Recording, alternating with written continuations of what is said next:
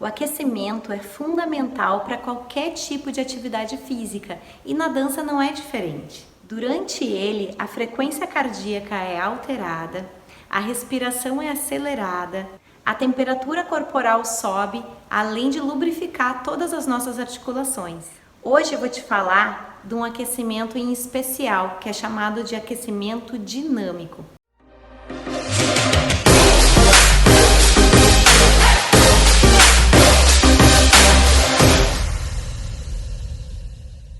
Nas minhas aulas, eu chamo esse aquecimento de aquecimento coreografado, porque eu coloco essas pequenas repetições de movimentos que eu vou te falar a seguir em forma de coreografia.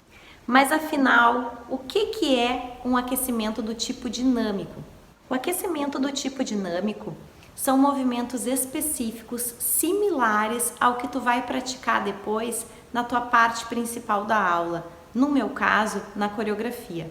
Então, se eu vou trabalhar movimento de soltura de tronco lá na minha coreografia mais tarde, aqui no aquecimento dinâmico eu vou fazer ele de maneira moderada para ir acostumando a minha musculatura para aquele movimento. Na verdade, o objetivo do aquecimento dinâmico é que teu corpo se adeque gradualmente às demandas fisiológicas que vai atingir lá na parte principal da tua aula. Isso vai ajudar a não ter um desgaste nem fadiga desnecessária. Eu vou te ilustrar aqui com um exemplo. A sequência coreográfica que eu ia trabalhar nessa época trabalhava bastante a base em paralelo e sutis transferências de peso, mas que exigia bastante equilíbrio.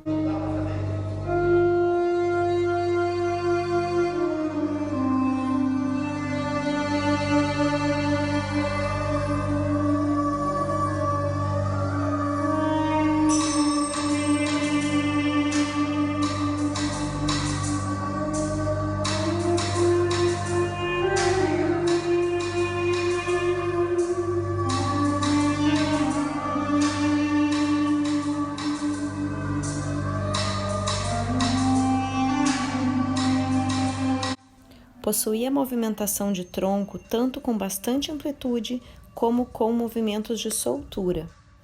Um trabalho forte de lançamentos de pernas bem característicos do meu trabalho e alguns deles ainda em andeor. Movimentação de quadril, elementos técnicos que exigiam um controle e concentração por parte dos bailarinos, além de movimentos explosivos que demandariam força.